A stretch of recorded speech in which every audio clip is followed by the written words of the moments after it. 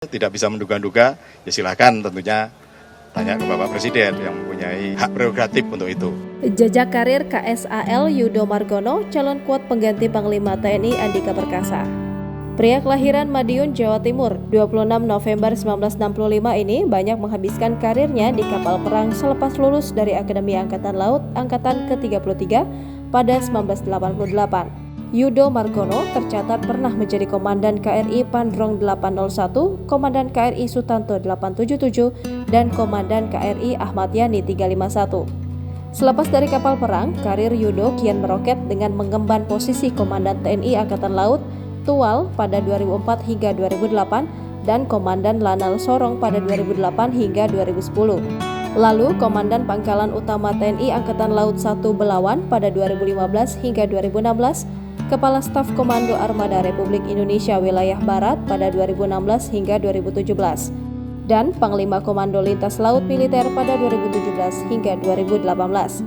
Setelah itu, Yudo terus menduduki jabatan strategis di lingkungan TNI Angkatan Laut, di antaranya Panglima Komando Armada 1 2018 hingga 2019, Panglima Komando Gabungan Wilayah Pertahanan 1 pada 2019 hingga 2020, dan KSAL pada 2020 hingga saat ini. Adapun sejumlah brevet bergengsi yang telah didapatkan Yudo selama berdinas di TNI Angkatan Laut.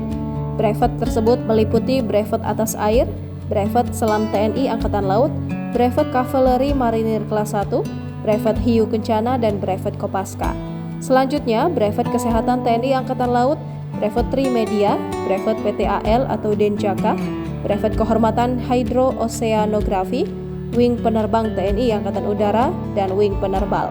Dikutip dari kompas.com pada Selasa 22 November 2022, Fahmi selaku pengamat militer dari Institute for Security and Strategic Studies menilai Laksamana Yudo Margono punya peluang paling besar untuk menjadi Panglima TNI dan menggantikan Jenderal Andika Perkasa yang segera memasuki masa pensiun. Sebabnya, selama masa pemerintahan Presiden Joko Widodo, TNI Angkatan Laut belum dapat giliran menempati jabatan tertinggi Korps Militer.